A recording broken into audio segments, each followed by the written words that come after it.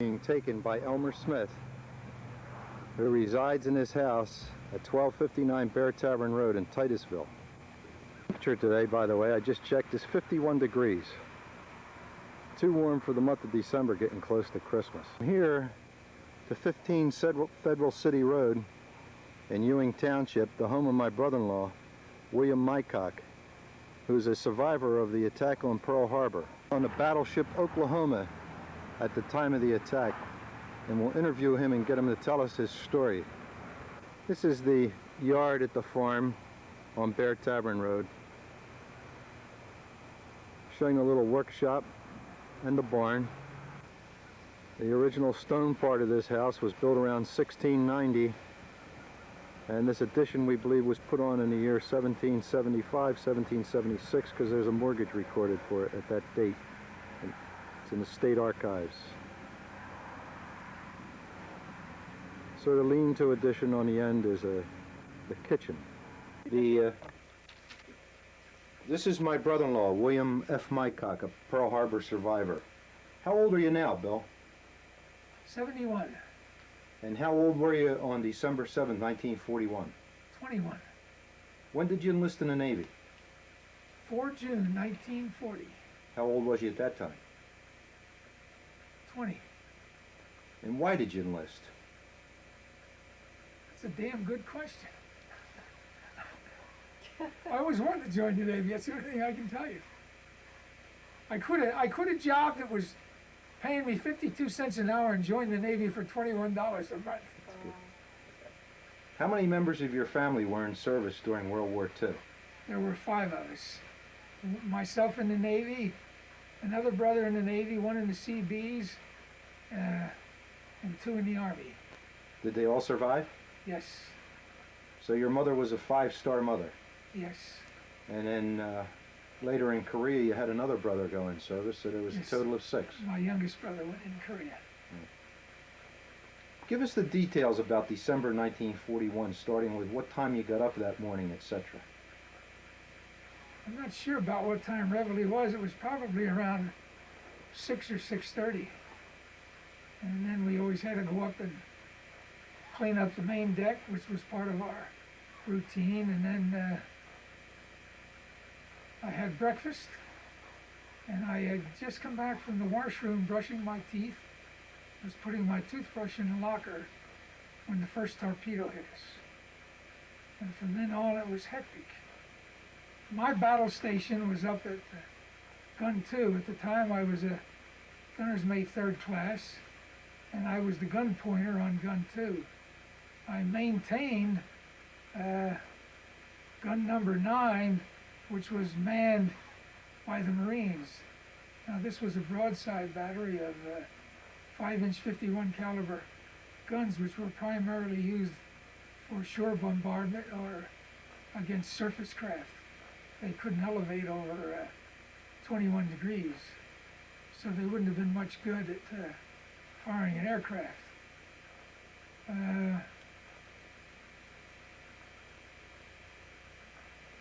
I think the first thing I did was man my battle station. When I got up there, I found out that there was no firing locks on the gun, and because we had just come into port on Friday after some battle exercises, and we were getting ready for an inspection on Monday morning. And so I went back to the gun shack and got the firing lock, took it up on the gun, and there was a lot of things going on. The ship had received a couple of more hits. I got back up on the gun, put the firing lock on, and just about that time, the 4th torpedo hit it, and it was right underneath of me. Well, let me ask you, just backtrack a little bit. When that first torpedo hit and you was down by your locker, what did you think that was? Well, there was some announcement over the PA system that this was GQ and it was not a drill. Prior to that torpedo hitting? No. No. It was when the torpedo hit. That's when they knew that the stuff had hit the fan. And when you got topside, what did you see, basically? I didn't go to topside. Oh, My gun was down below. It was in a casemate. It was at the topside there. You would would have had to go outside of the structure of the ship or up to the boat deck, which was the next deck up. So you didn't see the planes Oh yes, yes. from the... I saw the plane that dropped the torpedo that hit right underneath of it. Oh, you did? Yes. They came in over top of what was the receiving station down the channel from the sub base right towards the ship. Could you see that torpedo coming towards you? Well, not really. I saw something drop. I had no idea what it was, and then later on you realize what it is. And we hardly, well, we never got a shot off of many of the big guns. I think the OD probably fired his 45, and the only aircraft defenses we had manned at the time was some 30 caliber Lewis machine guns, which were World War I vintage, and they had the ammunition for them locked up. And so we took so many hits very quickly. By 5 minutes after 8, we were probably listing at about 30 degrees. What was going through your mind at that time? Did you think you'd survive? I really had no idea about whether I would survive or not. I didn't really know what was going on. You know, it was just you just did things, and the next thing I knew, they were hollering abandoned ship. When I went to abandon ship, the ship was way over, and I was walking up the deck and went out topside on the main deck level, which went out on the starboard side of it, which was to the port side of the Maryland, which was alongside of us. And when I got out on deck, it was the bilge keel had just broke water, and guys were sliding down the hull of the ship and hitting that bilge keel with their tailbones and driving their tailbones, I think, up between their ears. Yeah. And so I went hand over hand on a mooring line that was still stretched between us and the Maryland. Nobody had thrown it off, and it was stretched pretty tight. I don't know what would have happened if it ever broke while I was in the middle of it. Mm. But I think if Jesse Owens had been running on the top of it, I may have beat him to the rope. Was the water on fire from the oil at that time, Bill, or not yet? Well, not in between the ships, and I really didn't notice what was behind me. I was on the main deck, and that was the time that the Arizona blew up. And I was looking at the Maryland, but when the Arizona blew up, why, I turned around and looked, and I just saw lots of junk in the air. The water must have been on fire in spots because there was all kinds of black smoke coming from the West Virginia, which was behind us. West Virginia was directly behind us, and then behind the West Virginia was where the Arizona was. When you saw the Arizona blow up, what did you think? At the time, I didn't even really know it was the Arizona. You know, I didn't know what ship had blown up. But I knew something had blown up. But what it was at that time, I didn't know. It was only later that morning, after getting aboard the Maryland and helping fire her guns on the second attack, that he was really able to see anything. Did you guys get any of the planes from the Maryland? I don't know what we got. You know, it's hard to tell who got what. Did the Maryland survive the attack pretty well? She got one bomb hit forward, and that was it. So she stayed pretty seaworthy, basically. Oh yes, yes. I don't know whether there was any casualties on it or not. There was a lot of shrapnel on top side, I know that. How long were you on the Maryland that day, firing, helping them fire? Well, we got taken off from the Maryland sometime in the early afternoon and went over to Fort Island because they had told the crew of the Oklahoma to assemble over there. And we went to Fort Island, and they took us by motor launch out to Westlock, where the ammunition depot was. But did you stay on the Maryland for like the first 2 hours of the attack? I was probably on the Maryland for 3 or 4 hours. I see. How many men were killed on the Oklahoma? Well, I think there was around 425 in that area out of about a 1,200 man crew. Were any of them your close friends? I never really found out. I'm sure they were. I know of one fella who was a very good friend of mine. A guy by the name of Hellstern, who was lost. His battle station was in the magazines, and I know he didn't survive.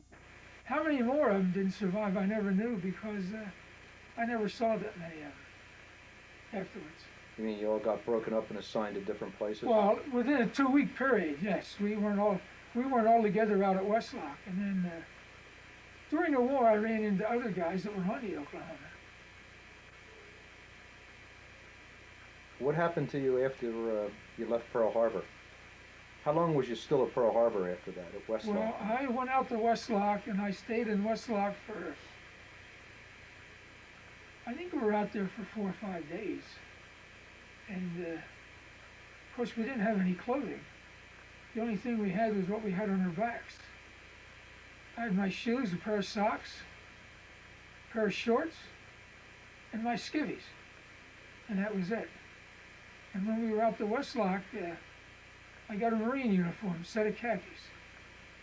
And that's what I wore from then on until I went to a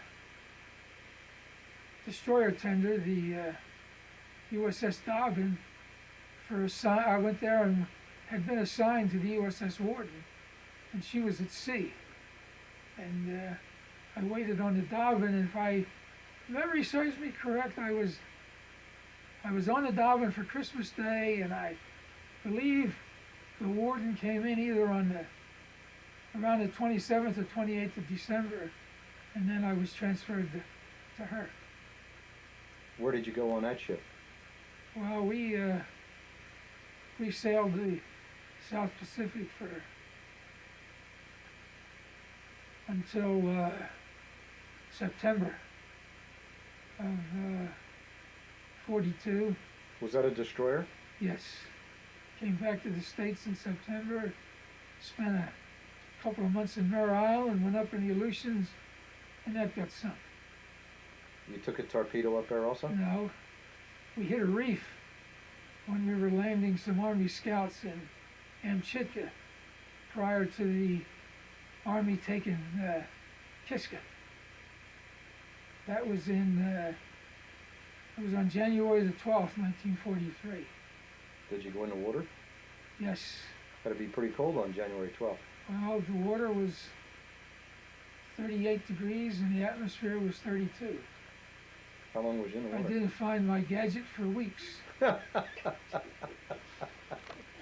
was in the water for about 20 minutes on that deal. We lost 14 men from exposure, and out of a crew of about 275. What happened to us, we had been there the night before in Constantine Bay and tried to land these Army scouts. We couldn't land them because it was too rough. So we left the harbor, went back to Adak, and then came back the next night and landed them. We had landed a couple of parties of about 3 or 4 men in 2 other places, and this was our last stop. And we went in the harbor, landed the scouts, and was on our way out, and it was awful rough. And the ship broached out of the water when it came down to hit a reef, and it just broke the ship's back. And it hit right between the engine room and the after fire room, and just flooded everything. What were the scouts doing there? They were scouting out the island probably prior to the Army landing, which was coming later that morning. That time of the year, it didn't get light till about 10:30, 11 o'clock in the morning. Now this was about maybe 5 o'clock in the morning when this occurred. And the ship that was bringing the Army in was it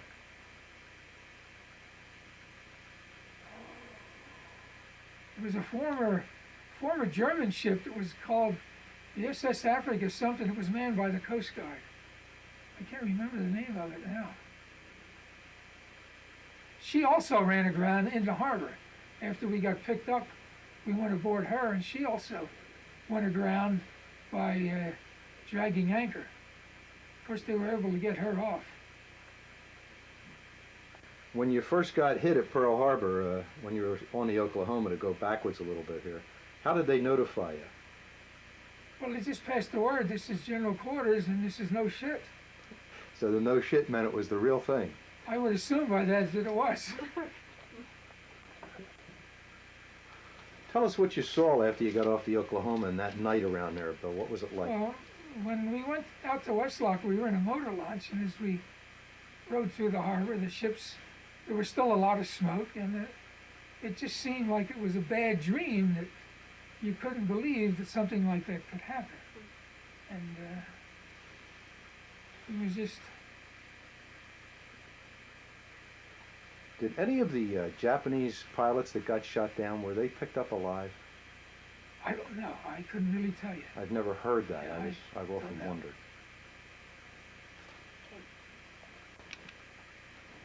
When we went out to Westlock, there was an ammunition ship tied up to the dock out there, the USS Pyro.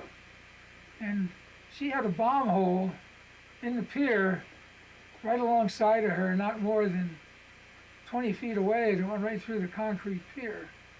And I think if it had hit the Pyro, there would have been lots of fireworks. Because it was loaded with ammo. Yes, it was full of ammo. Now later on during the war, they had an LST blew up out there that was full of ammunition that was in Westlock. Westlock was the loading point for the ammunition. The ammunition was stored really up in the hills, and they would bring it down there on railroad cars, and that's where the ships could go in and get loaded, or they'd bring the ammunition barges in there because the channel wasn't deep enough for the bigger ships to get up there. Destroyers could go up there, but the battleships couldn't go there. When we first went to Pearl Harbor, the battleships couldn't even go around Fort Island. That was in 1940. We used to go in and we would tie up pointing towards the hills of Oahu, which was almost north. And then after all the ships were in, then they would turn us around, what they called winding ship, and tie us up so that we were headed towards the sea when we got ready to get underway, while we were headed towards the channel out to sea. During the actual attack on Pearl Harbor, they always say it lasted 2 hours. Was that constant bombing during that 2 hours? No, it wasn't. Why did they say it lasted 2 hours? Well, because between the first attack and the second attack were split. And so the battle really lasted 2 hours, but it wasn't constant firing. Approximately what was the length of each attack by the Japs? Maybe a half hour, 20 minutes or a half hour, So you had a little lull in between. if you can call it that. Yeah. Fighting the fires and getting more ammunition up and that sort of stuff. So on the second attack, were you more ready for them? Did they? By the second attack, I wasn't topside. I had been moved down below deck on the Maryland. They took us down there because we didn't have the proper clothing on. They were trying to get people up there that had clothing on, and we were handling ammunition below deck, not up on the guns, because they had their own crews up there.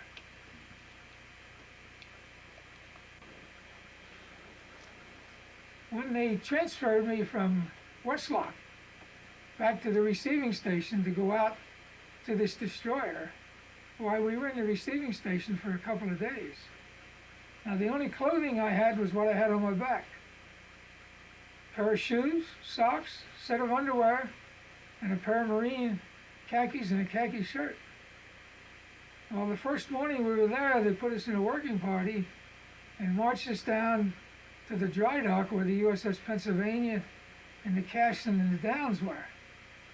Now, the Cassin had been hit and had rolled over. The dry dock was empty. They had flooded the dry dock, and then they pumped it out again. They wanted us to go down and clean it up. And like I said, the only clothes I had was the clothes on my back. So I took off. I said, to hell with this. I'm not going to go down there and get filthy dirty with that oil and not have any clothes to put on. And so I just took off from the working party, said to hell with it. They can do to me what they want to do, but I'm not going to go down in that dry dock and work. And when I got back to the receiving station that afternoon, why then that's when I was transferred out to the Dobbin. So I didn't have to worry about going back there the next day. What is that you're holding on your lap right now, Bill? This is some of my personal effects that was in my locker when the Oklahoma was sunk in Pearl Harbor. In 1944, after it had been raised, they wrote to my parents and told my parents they had some personal effects of mine that they would send to them if they had the right address.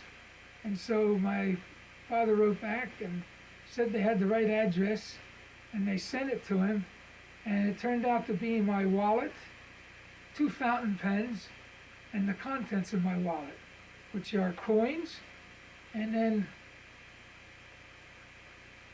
the money, which is over here, was about $100. This is what it looked like after sitting in the salt water for approximately 2 years.